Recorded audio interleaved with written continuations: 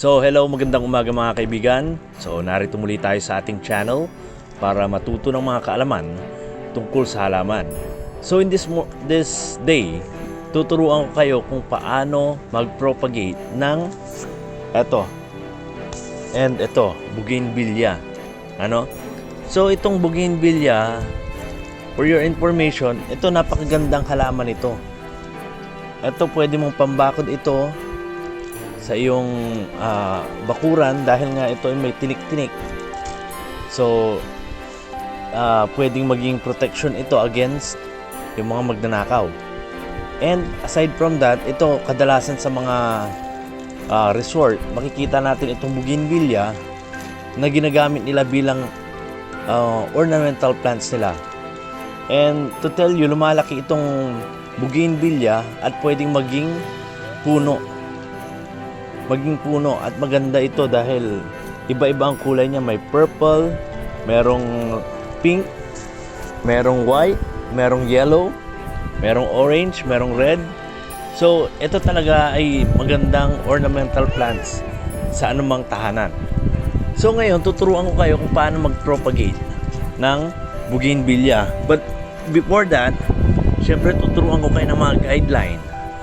So ito ang gagamitin natin, improvised na paso for our repotting or propagating. You must remember na kapag gagawa kayo ng or magre-repot kayo or magtatanim kayo or magpro-propagate kayo, make sure na ang gagamitin yung pot is well draining. Ayan, may butas dapat. Dahil pag walang butas yan or maliit lang yung butas niya, kaya tignan nyo ito, 4 ang butas niya. Pag maliit lang ang butas niya, there is a possibility na magkaroon ng root rot. Eto, make sure na yung potting ninyo or yung pot ninyo, paso na gagamitin ninyo, is well draining. Kailangan sapat yung butas niya para hindi magkaroon ng root rot. Ayan, so ito, improvise, timba. Kung titignan nyo, marami siyang butas. Sufficient para ma-drain yung water na i-didilig natin. Hindi kasi pwedeng basta itinanim mo lang.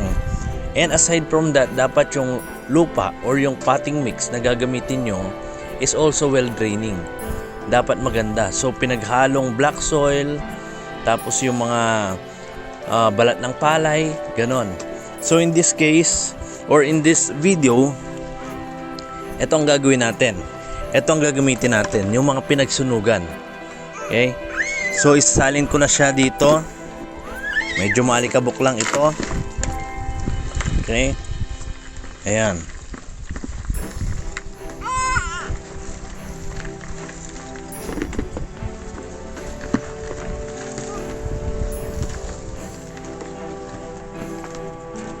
Usog muna tayo. Ngayon meron na tayong potting mix, lalagyan na natin yan ng ating bougainvillea. Ang advantage nitong bougainvillea, madaling i-repot ito dahil puputol ka lang ng sanga and itutusok mo lang dyan, then didiligan mo. Regular ang pagdidilig habang growing period niya pa lang, at pag tumubo na, yon, pwedeng paminsan-minsan, mga once or twice a week, okay na yon. Okay? So sumunod ka dahil gugupit tayo dito. Halika. Meron tayong bougainvillea dito. So mula dito tayo puputol.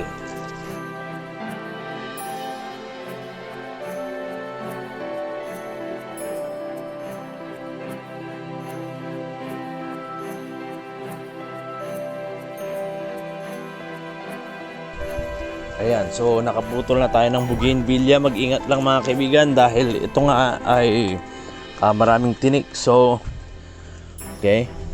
Ayan, ang gagawin natin, syempre yung part na ilulubog natin dito, syempre tatanggalan natin ang dahon at tinik.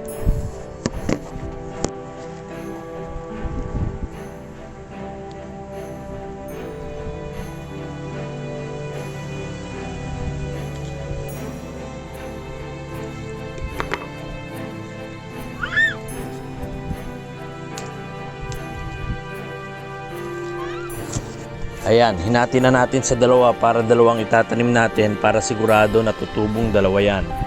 Kung hindi man tumubo yung isa, at least tutubo yung isa.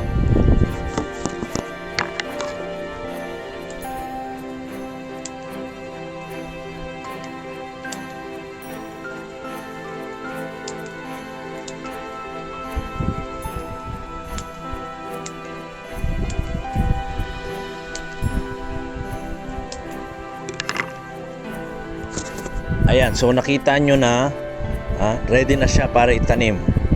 Dahil nga malambot yung ating potting mix, kayang-kaya na nating itusok yan dyan. Kita mo ito dito.